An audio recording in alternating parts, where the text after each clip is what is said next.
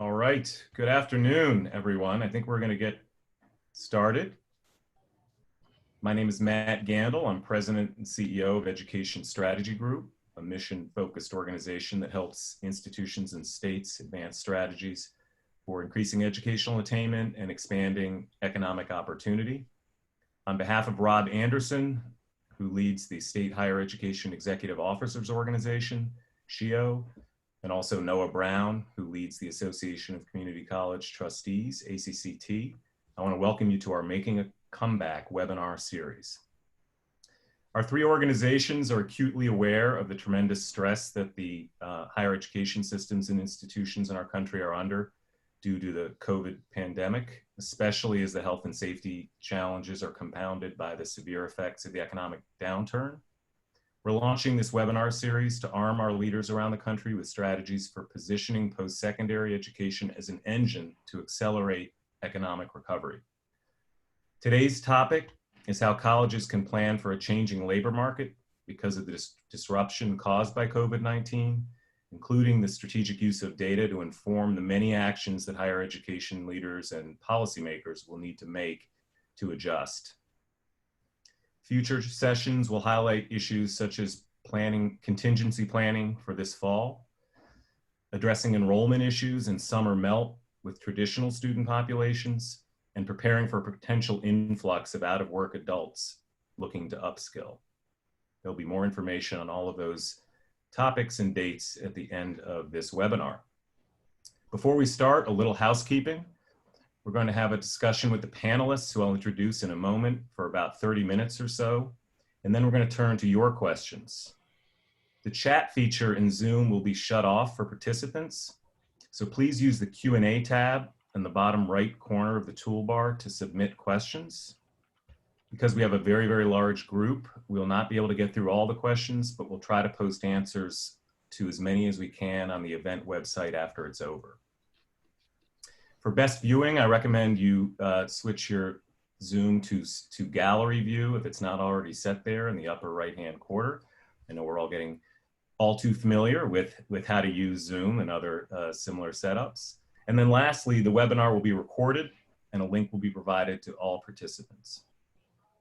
So let's get started.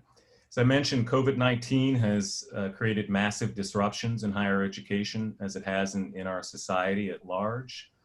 Health, safety, financial concerns have been paramount for college leaders, such as yourselves, followed closely by efforts to ensure continuity of learning.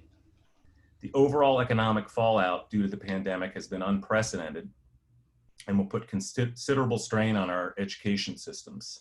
But higher education institutions have a critical role to play in our economic recovery. I'm very pleased today that we're joined by three leaders in the field who can speak directly to this issue.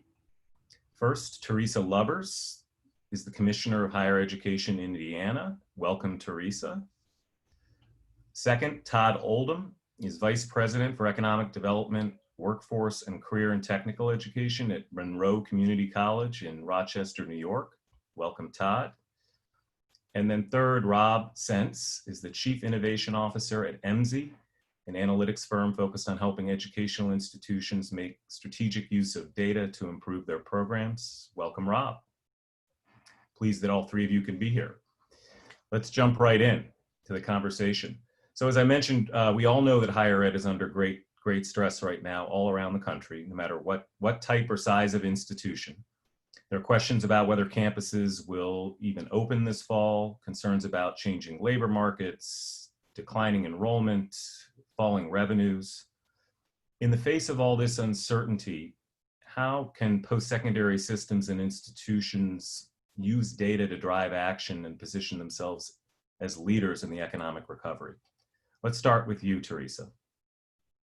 Thank you, Matt. And you've identified, I think, so many of the challenges that we hear about every day.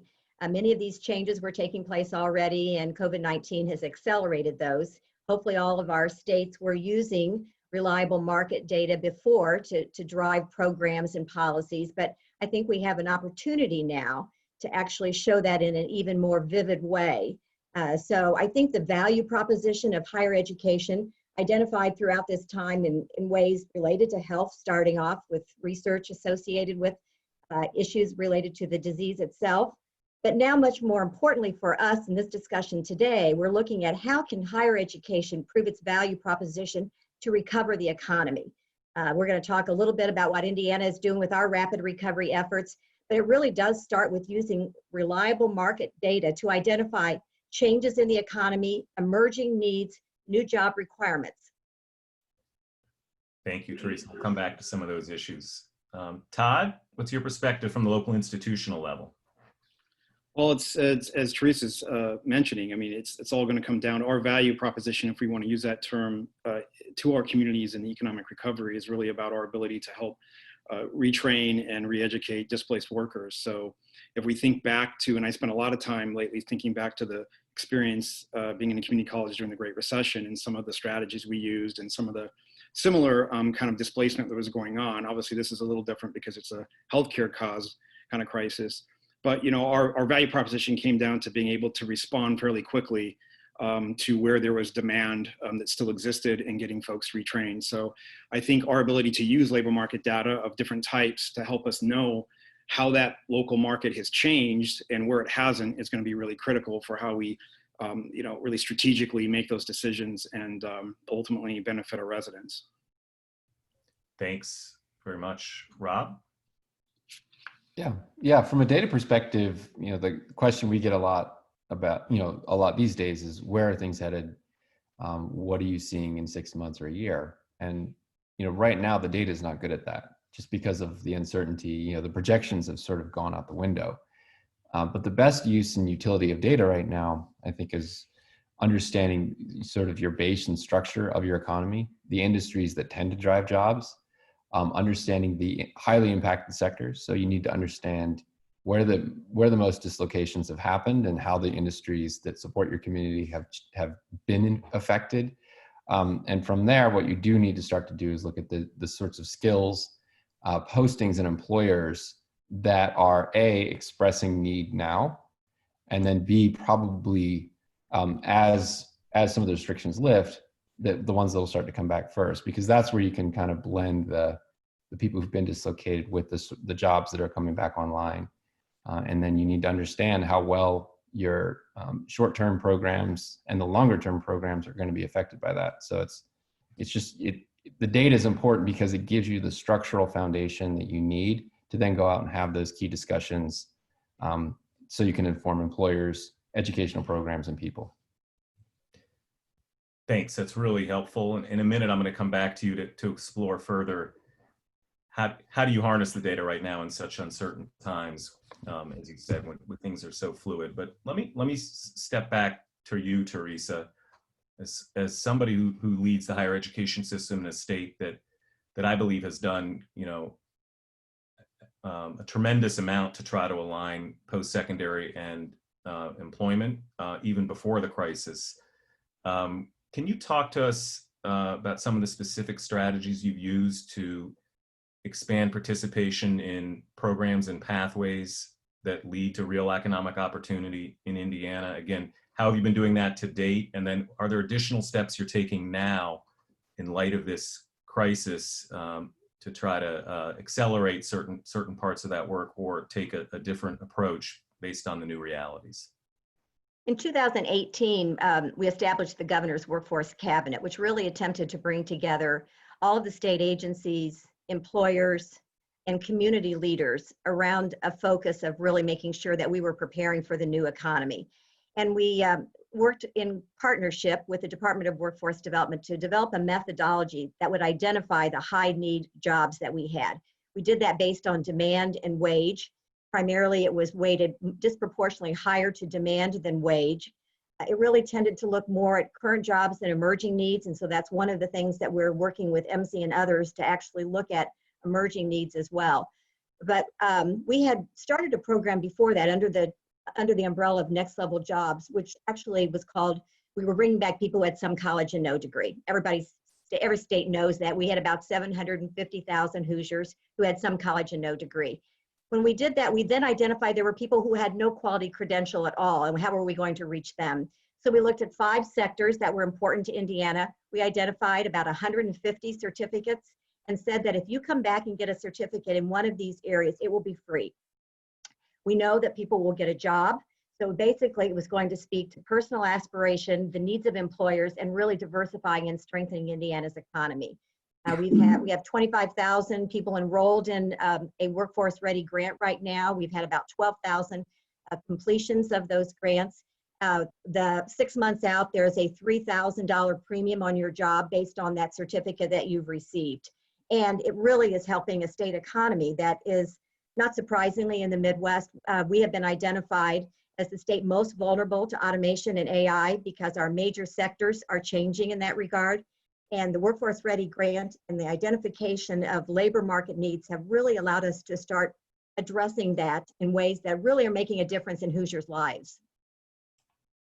That's fantastic. That's been the last couple of years, right? And now you're moving into a period of uncertainty. Is it kind of full steam ahead with that strategy, or are you making any alterations?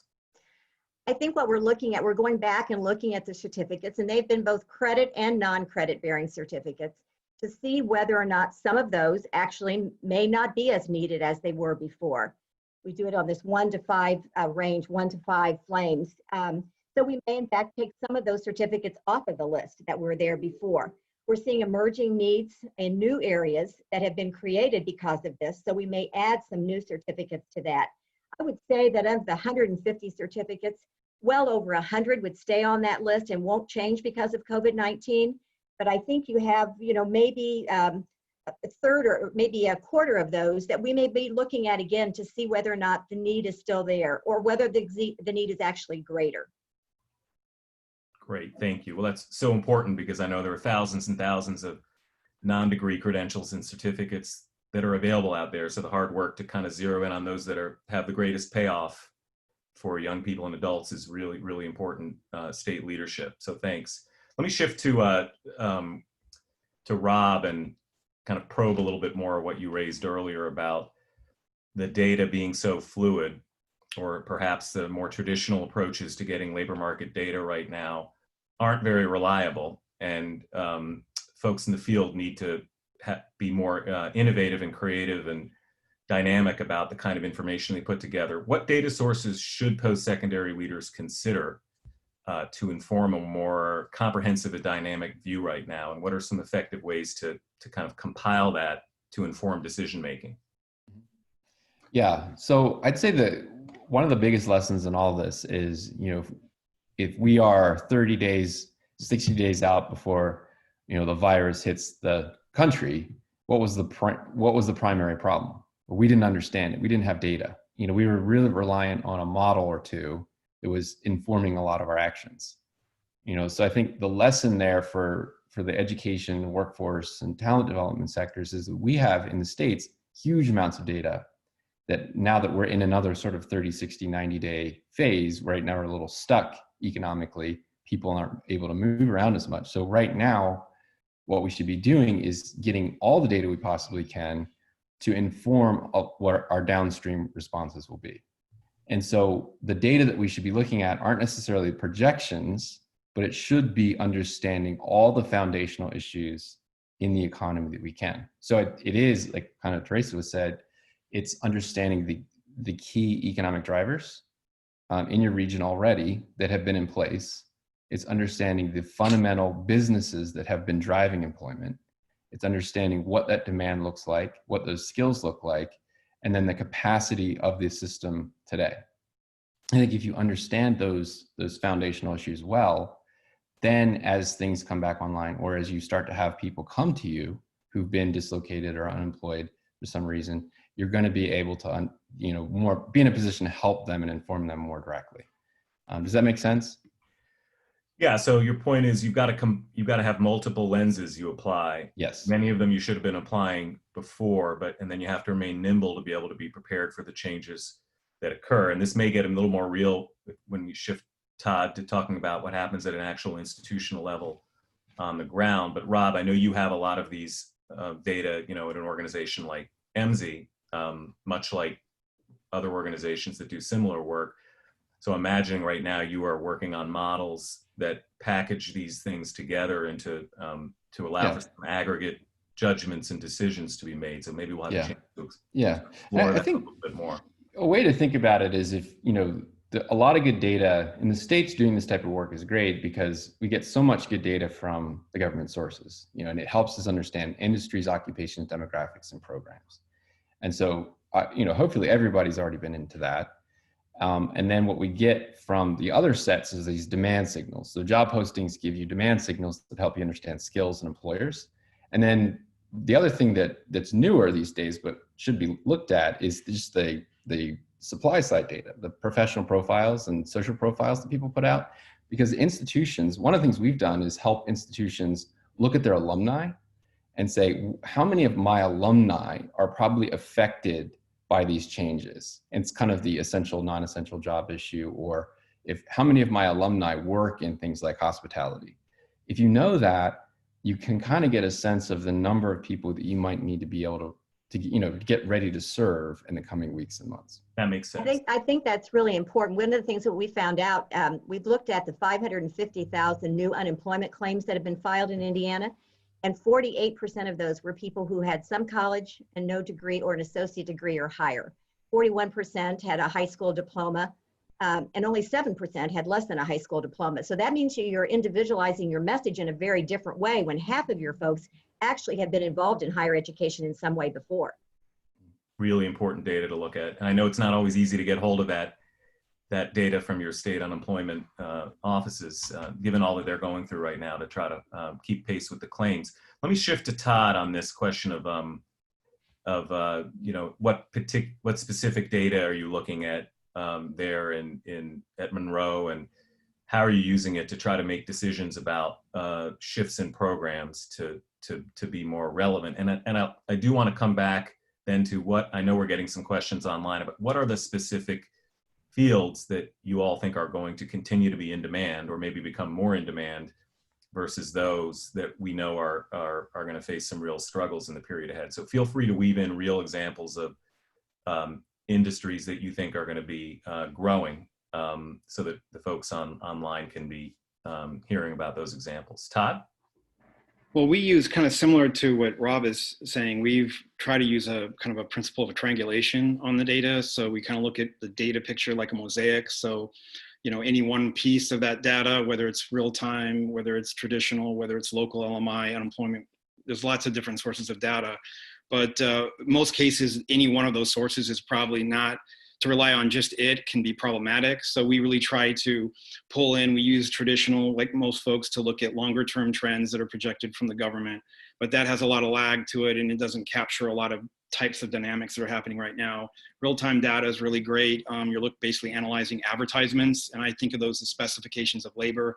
So you can see if what folks are thinking of hiring for, and if they were to hire, because you don't necessarily know they're hiring, what would they want?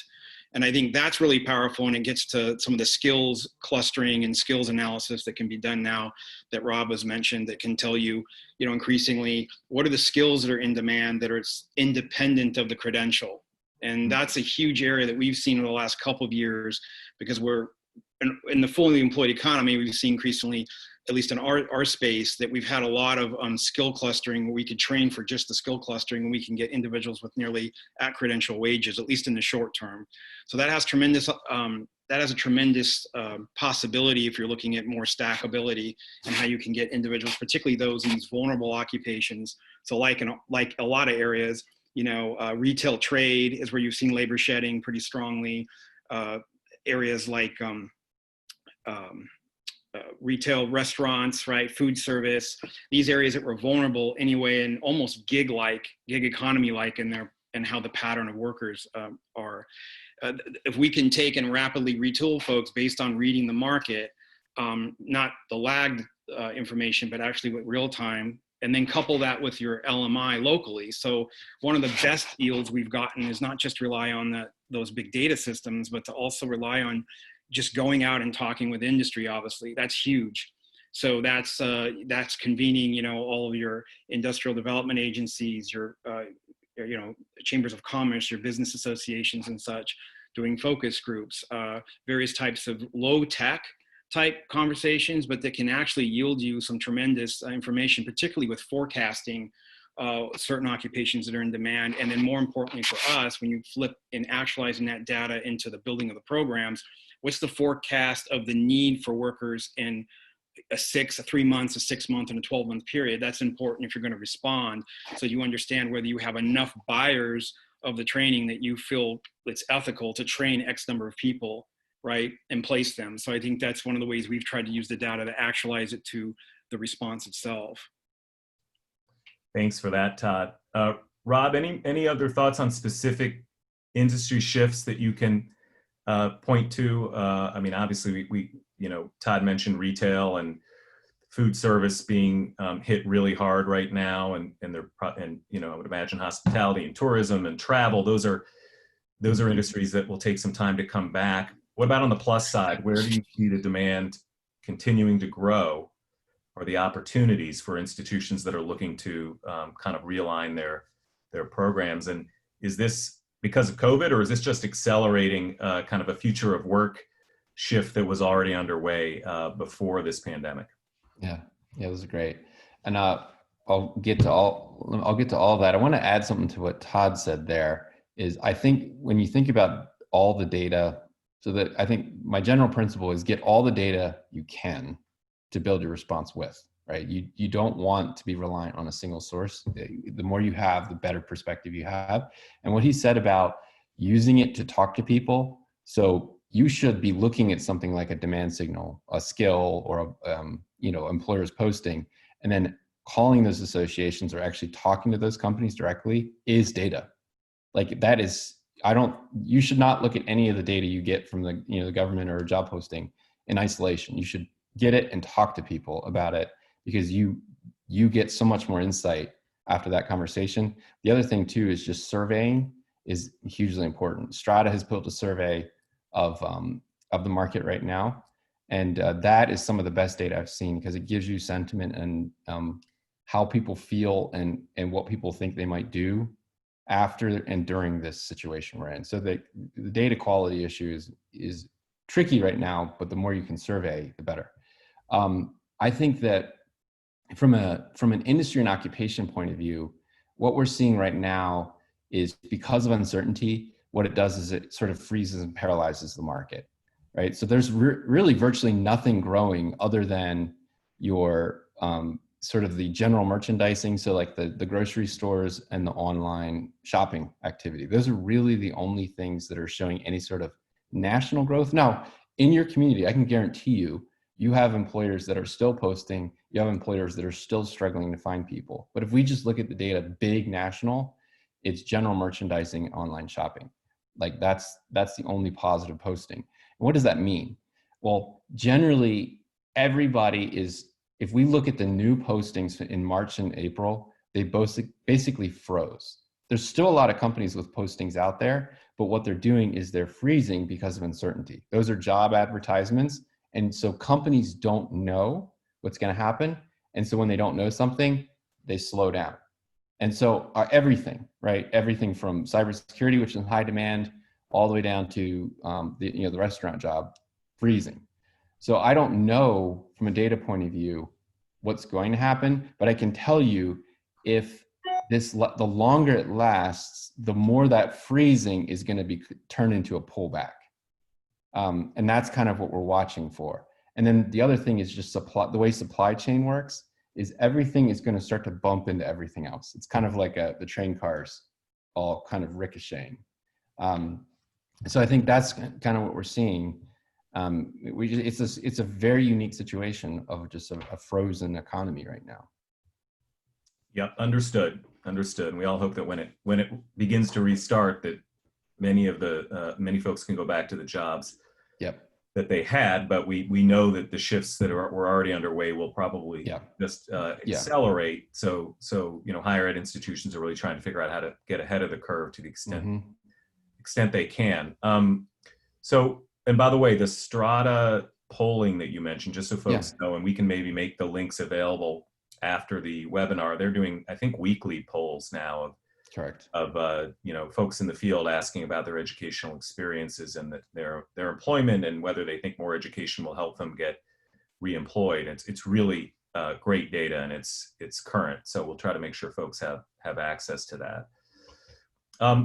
Let me shift to one or two more questions before we look to audience questions. The early data in the pandemic in general, and certainly in the employment data, both the health and the employment data, unfortunately, have suggested that communities of color and low-income populations who are already underrepresented in higher education have been disproportionately impacted by the job losses.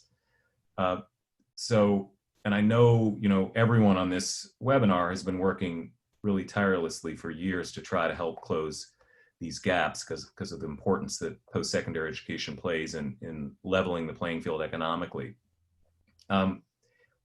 How would you recommend that higher education leaders and policymakers more broadly take steps to ensure that our most vulnerable populations are provided with the highest quality education and training opportunities as post-secondary institutions kind of maneuver in this space so that those people don't get left further behind?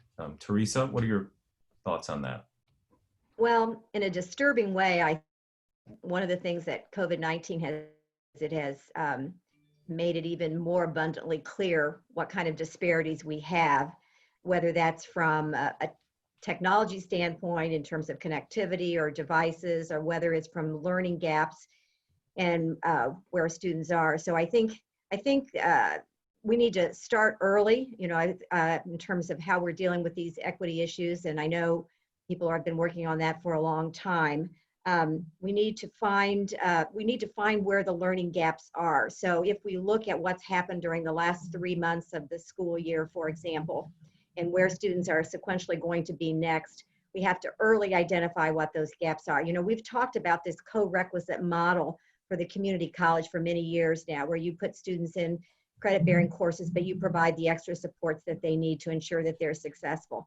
I think that model may actually be expanded to a broader group of colleges and universities who realize that when students arrive, and hopefully they will arrive, that when they arrive, we need to make sure that we've identified those learning gaps.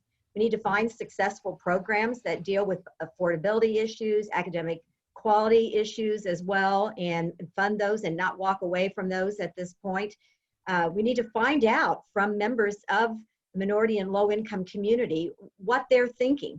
What is their level of anxiety about actually coming to college? Are they choosing to stay close to home for reasons that have little to do with the academic experience and more to do with the insecurities in other ways?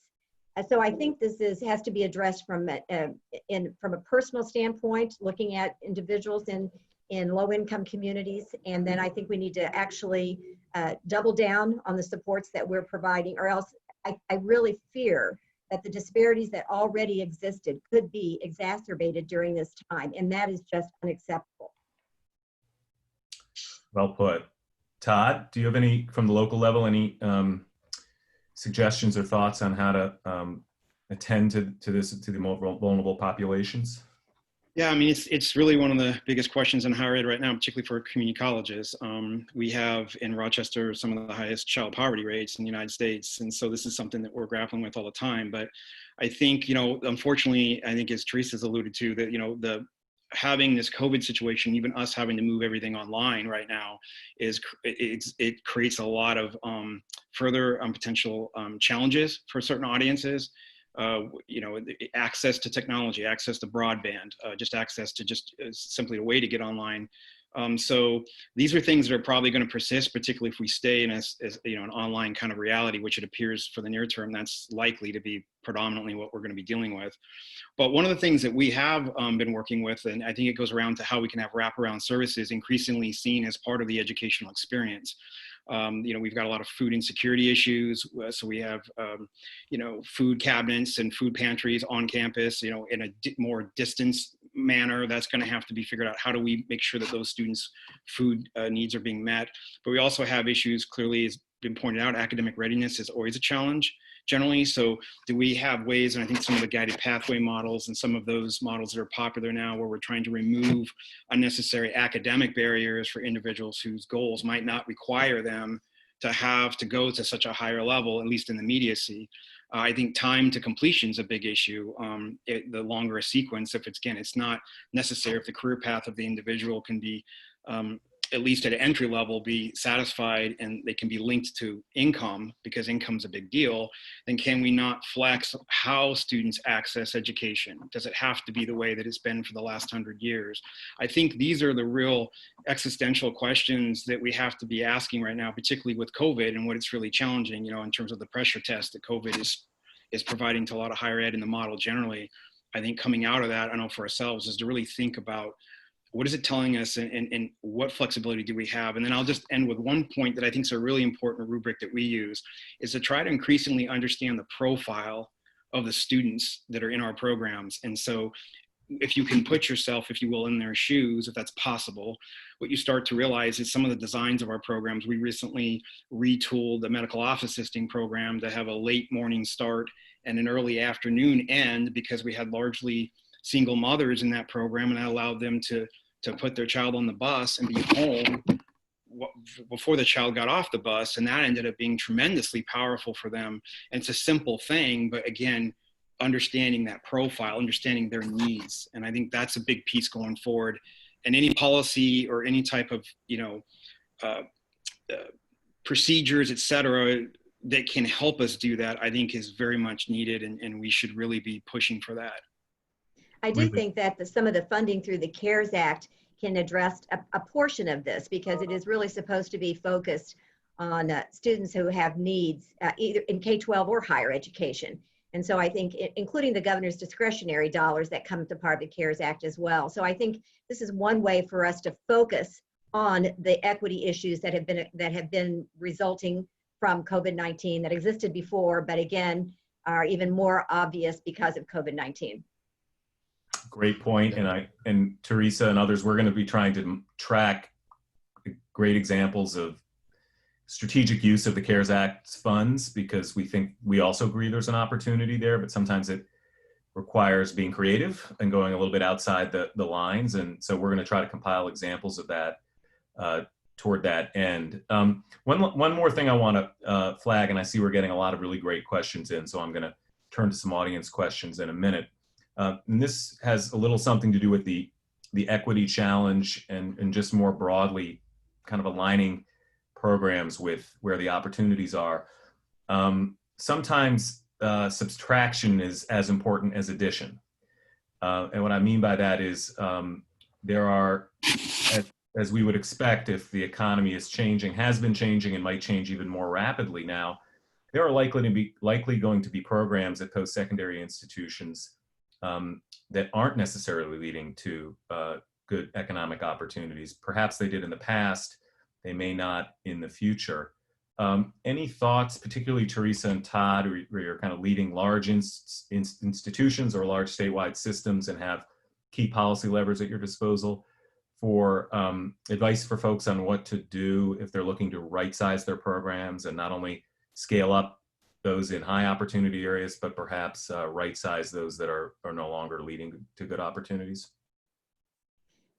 It's hard, but it's essential, I think. And we've seen places like this in Indiana and around the country where with innovative leaders, they've been willing to come in and in some case,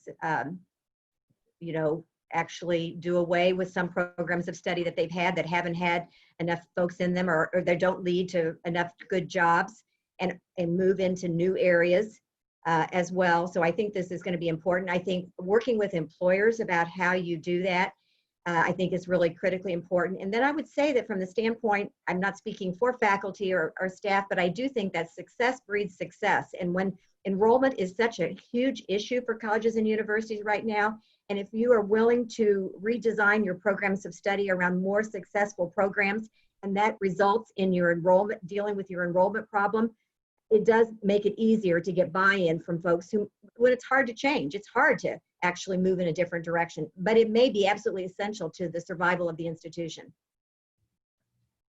Thank you. Todd, anything to add on that?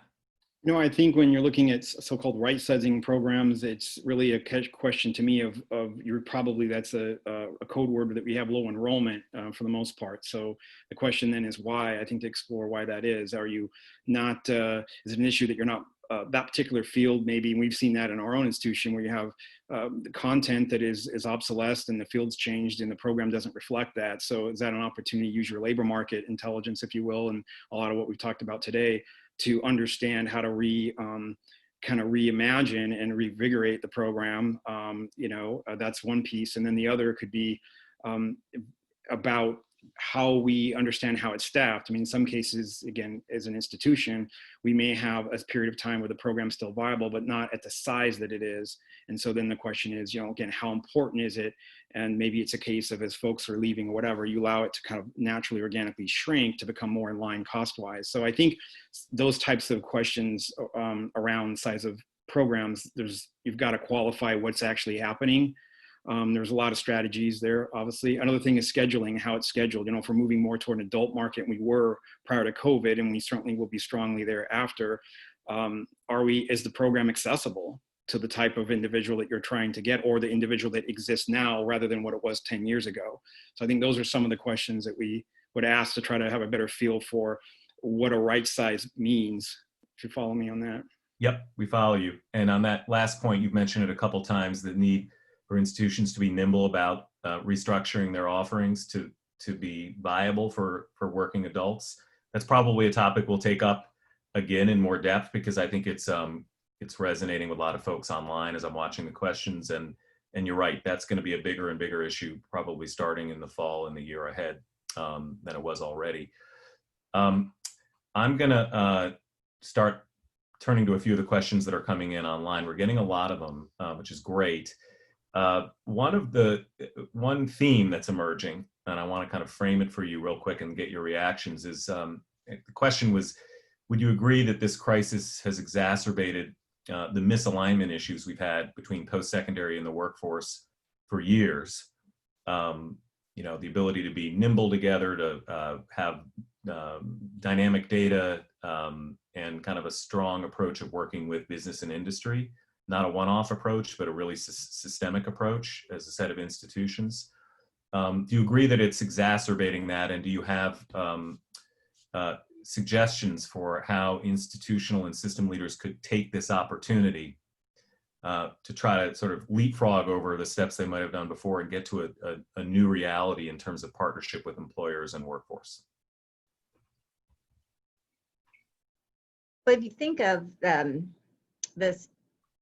the students as the consumers of higher education, but the employers as really the people who then employ those students, I think that it makes complete sense that this alignment, which should have been there all along, needs to be there even more now.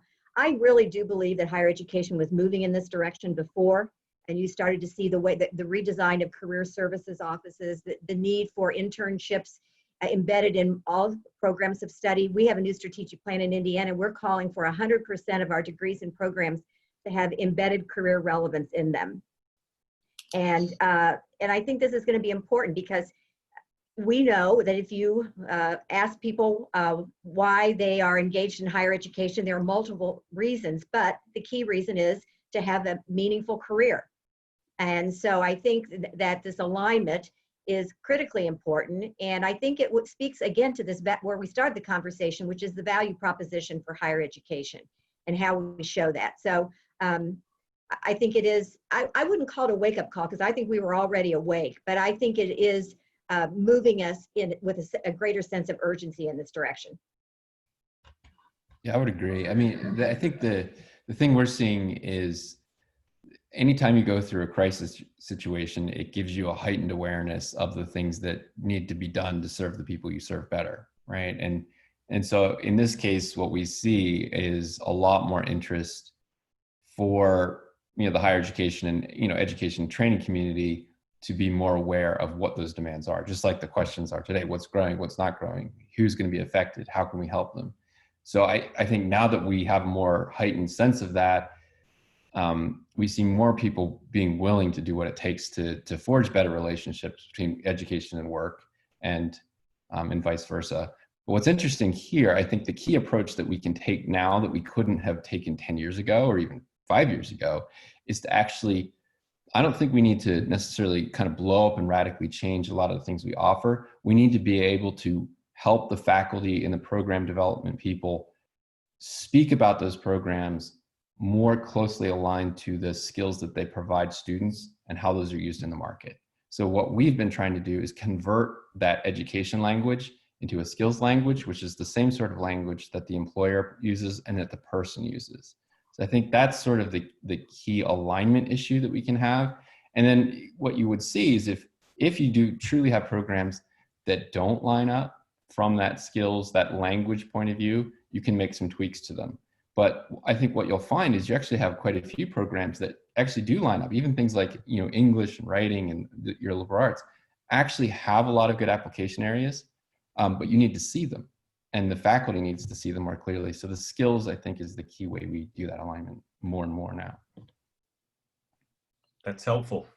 Thank you. Heard a lot about that, kind of looking at the skills, not just the certificates and degrees. Kind of an up and coming trend. Todd, anything more on this? I think one of the ways, and it kind of ties into what I think Rob is alluding to in terms of the skills focus, the skills priority, over a more generic historic way of looking at what a credential means in higher ed. And I think some of that is what we need to do in terms of the alignment. I agree with that. But I also think some of the access, we talked about equity at one point, the access is also how students can access the curriculum that is going to be more skill-based and maybe shorter term, and therefore doesn't meet certain Department of Education standards for financial aid or Pell. I think short-term Pell comes to my mind, and how in states where you don't have funding, maybe like Indiana, for certificates, there isn't going to be an underwritten kind of reality for the individual. How do you provide access if that's actually the better path for the individual to get a good paying job and industry isn't requiring the credential? And we've already shown that in spades really in our region. Then when is the Department of Education, when is the financial models going to reflect that reality in the market? And until that happens, you have a misaligned system. And I think that has a lot of ramifications for structural problems, for, as we already mentioned, underrepresented populations that might benefit from that, or any population that right now the educational solution is not the traditional program, at least not right now. Perhaps in the future it is. How do we become more flexible and more reflective of the other sectors that have done this in the consumer market, right? It's very flexible, it's very nimble. We aren't. So I think it's us becoming much more of a market-based enterprise than we ever have been. And I think those are some things we can consider. And a lot of the trends we're seeing, I think, are those things pushing us in that direction. And one of the ways that we could do that better is to acknowledge the experience and knowledge that people have had in other aspects of their life. When we look at these newly unemployed folks who are either perhaps not going back to the same employer, or their job has changed, what do they already know, and how do we measure that in a way? So I know we've talked a lot about prior learning assessments and competencies, but we really haven't figured out how to do this across the board. And I think those places that actually provide a sense of moving forward by acknowledging what someone had in their past is going to be more important than ever. Absolutely. And Teresa, that's exactly kind of, I think, where this data is headed. So what we've done, I think the biggest innovation that we are pushing on these days is to actually evaluate the skills of a person. So, let's say you've been dislocated from maybe you managed a restaurant, but before that you taught, and then before that you worked in some sort of administrative role. Well, each one of those three roles imparted probably an interesting set of skills that you don't actually realize. And so what we can do is what we've been doing with the adult learners is say, let's look at each one of those titles you've held, but not look at the title. Let's curate the skills out of each one of those. And let's also look at the education background you've had. Maybe you have attended, something like Ivy Tech. And so if we can take the collective of that experience, it gives us two insights on two things: the other things in the market they can do today, and the areas where they could upskill via education provided in the state or region that would help them move to new heights. So I think it's understanding the person, the capacity of the system, and what's available from a training point of view, and then the demand in the market. And if we can highlight that to individuals who have been dislocated or in a hard spot, I think it opens up their eyes to a lot of these possibilities about education and work at the same time. And how they feel about themselves. Yep. You know, Yep. Oh, yeah. they always undervalue. They always undervalue themselves, and that's a huge issue. And that, I mean, this virus is hitting disadvantaged populations way harder, both from the viral activity, but then what we're going to see from a labor market point of view. And so we can do triage, especially in communities and places that have been more affected, specifically to do just that. Give them more hope for what they can do. That's a powerful way to think about moving forward with kind of a skills transference model, really understanding what people bring to the table based on jobs they've had and even education they've had, even if they didn't complete it. There's been talk about those who haven't completed their degrees. We understand the credits they've had and they just need to get this much to finish, but not as much work on really digging into the skills based on jobs and then kind of mapping what additional components could be added to get them to something viable in the new economy. I think that's really powerful, cutting edge thinking for post-secondary institutions. Let me also circle back to Todd's point about whether the systems are structured to value certain kinds of credentials or opportunities.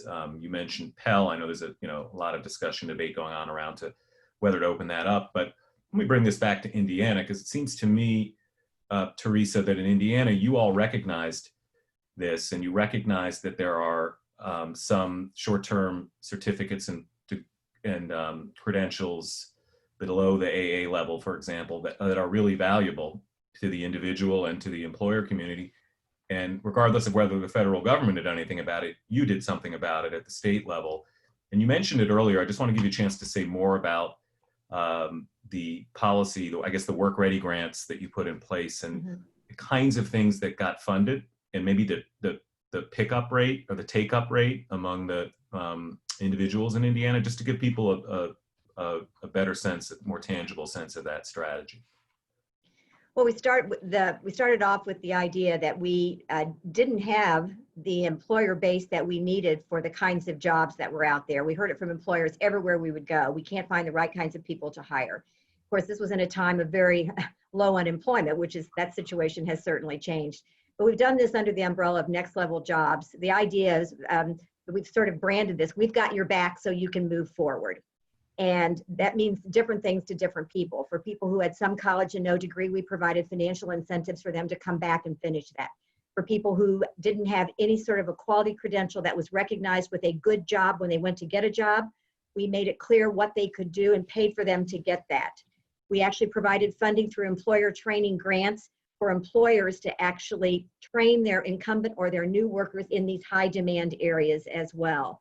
And in each of these cases, we did it with, there are lots of ideas of free things, and there are lots of free things out there. We did this sort of more as a sense of, we know that if you invest in this, if you make the commitment to do this, you are investing in our state and you are investing in the needs of the employers as well. So it was really almost a compact between individuals, employers, and the state in terms of how we paid for that, because we knew they'd get a job and we knew they'd get a better job. And in fact, that has proven to be the case with all of those programs. Really helpful. So your thinking now is to kind of continue with that strategy, be nimble and thoughtful about where the opportunities are, but continue to put those financial incentives in place for the individuals and the businesses? Yes, there's a lot of focus on the shorter term. What we've done is a lot of those have been 1-year certificates. So what about less than 1-year certificates to get people quickly into the market? How do you identify those? How do you assure quality associated with those? You don't want to send somebody out to something and promise them something that doesn't really realize any benefit in their life at all. So we never lose sight of the quality component of what we're recommending that people do, but we are looking at shorter term credentials to get people out there. Many of these credentials will be stackable, and if people choose to continue, there will be a way for them to continue to stack that. We're trying to convert some non-credit programs so that if someone does want to go on, we can get credit for that. So we're working with Ivy Tech to actually to give credit to what would be some non-credit programs in the past. So I think the key is to really individualize this based on what an individual's aspirations are and what the needs of the employers are as well. And I think then the message, and maybe at another time with more time, we can talk about this, but I think individualizing this message to the people you're reaching is critically important. So we've tried in every case to make our message look like the person we were reaching, whether it was the single mom or an unemployed 35-year-old or a graduating high school student. Everything we've done from marketing looks like them, and actually they feel that they can connect with it much better, I think, in that way. That last point is really important, and we've been getting some questions around that, so maybe I'll make this one of the final questions to throw out, which is a recognition that we have to reach these adults who are out of work and who may have opportunities to come back and reskill or upskill, but somebody has to actually reach them with the message and the information to encourage them to come back. Whose responsibility is that to advise the out of work folks, the many of them, unfortunately, who are each week coming online? How do you reach them? Whose responsibility is it? Are there some concrete strategies you all are using or you're seeing as effective for how to get that done? Real tangible, people are looking for some real tangible suggestions there. Well, we work with very closely with the WIBs, obviously the Workforce Investment Board. They can be very powerful. We have a very strong relationship with our county. So we have, they have their own outreach kind of functions that they do that we piggyback on. And then of course, I mean, there's so partnerships, I guess is what I would say. We rely, and we have relied for some time, to reach all types of students, not just on the traditional enrollment management functions of the college, which certainly are very important. But to get into the community, we try to find the conveners and the intermediaries that are in the context of the environments that a lot of the audience we're trying to serve, which are not traditional students and they're not going to be necessarily attracted to the college. We try to work through them. They have more credibility, in some cases more access. So that's been a strategy that we've worked quite a bit with, and neighborhood associations, et cetera. And so that's a strategy that we would use. But you know, we find the public workforce system, and that's probably a lot of folks are working through, is particularly right now when you have WARN notices and things that are going on, when you have mass layoffs and such, those can be very good resources to reach those that are affected. So those are some strategies that we've used. I think those make sense. I think you have to reach people where they are. And, you know, people don't necessarily come to government to get a job. They don't necessarily think that way. They might listen to their pastor. They might listen to a teacher. They might listen to, we know they will listen to an employer, and employers have been key in terms of getting people to reskill. So how do you find those people? I mean, we're working with the faith-based community. We're working with community organizations. We're working with the people who we know people will listen to. And then we're arming those folks. We're sort of the trainer with the information about the government programs that we have. So they know about the Workforce Ready Grant, or they know about the other programs that are there that could fund those. Yes, we do it through, you know, we have a great website, and we have a way that we can drive people through our state agencies, but we really are counting on, as Todd said, those partnerships that are on the ground with people, how they actually live their lives. Really glad you mentioned that. Kind of take advantage of all assets, and many of them will be outside the government right now to reach people where they are. So I'm glad you mentioned those, Teresa. So we're coming to the end of this webinar, and before we close out, I thought I would give each of you just a quick minute, 30 seconds to a minute, to give any kind of final thoughts. You got hundreds of community college leaders, system leaders from higher education, and frankly, national partners and philanthropies on this webinar, all of whom I know are leaning in and trying to solve for these issues. Any kind of final thoughts you want to offer up or advice as we wrap up this particular webinar? Rob, why don't we start with you? Yeah. So I think that, you know, our approach right now is sort of threefold. We want to start with the data. So try to get all the data you can together from that policy and decision-making point of view. It then moves into evaluating your skills, evaluating the skills that are kind of embedded in the programs you have. So it's the capacity of your education and the alignment there. And then the final step is to start to work with those job seekers and students, right? All the way down to the ground. Take that information, work with job seekers and students, help them evaluate where they are with regard to the jobs they've done and how that translates to skills, so they can see opportunity for education and opportunity for work.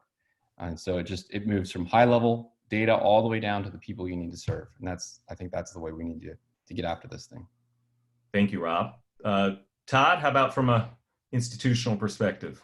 I know we have lots of different types of institutions undoubtedly represented on the call. I would say if you're an institution that isn't deep into all these different tools, or you don't have them subscribed to big data presently, you can do the low tech way, a Zoom call, pull together representative from your chamber, some different business associations. If you have an industrial development agency, these kind of common groups, your WIB, your Department of DOL. If you don't have that in your community, your state does.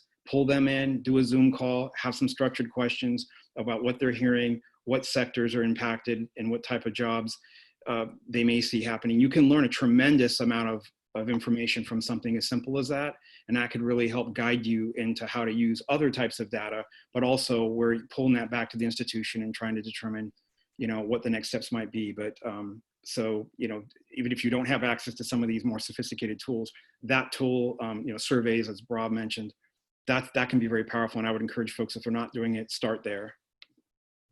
Thank you. So keep your foot on the gas when it comes to collecting this information through traditional routes or even more sophisticated routes. Now's not a time to slow that down. Thank you.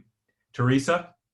Well, I would agree with both Todd and Rob. I think having the reliable data that undergirds your programs and your policies and your funding is critically important. And then I would just offer that it's really important to strike the right balance between really addressing the current demand, preparing people for a job, and then thinking about the future. And we really need to do all three of those things. We need to address the demand, we need to help people get the job or get a better job, and then we need to think about the future as well. I think the conversations we had about acknowledging prior knowledge and learning and experience is critically important, more now probably than ever. And then I would say, use the experts to really provide cover for some of the things you want to do when you're going forward. So this is hard I know at the state level, and if you have good data, and if you have, if you can actually look at the experiences that other states have had, I know many people on the call can speak to that, it provides the cover that you might need to move forward in a new way in your own state or at your own institution as well. So, but I think for the purposes of today's conversation, I think starting off with that reliable labor data is a really good way to begin. Thank you, Teresa. And thanks to all of you for helping to show how we can keep these issues front and center, even while post-secondary leaders are dealing with the very real everyday safety, health, and financial crises that they're facing. This is looking around the corner, but it's really important to be able to look around the corner. As we're wrapping up, first off, I want to thank our panelists for joining us today. A reminder to those of you who spent the last hour with us that a link to the recording of what the webinar will be emailed to all of you. Will also be posted on the ESG website, along with answers to additional questions that we didn't have time to answer live. And then last thing I want to mention is our next webinar will happen on Wednesday, May 20th at 2 p.m. You can see here on the screen, we have a wonderful lineup of leaders focusing on a really important issue, which is the traditional student pipeline coming out of K-12, and how do we make sure in this really difficult time that we're not losing students who really could benefit from attending post-secondary education, but for a variety of reasons, maybe thinking otherwise. What are the tactics, the strategies, the data we can, and the partnerships we can deploy to get to those students as quickly as possible and try to shore up that pipeline. Please register for that webinar. We look forward to seeing you then. Thanks everyone for joining us this afternoon.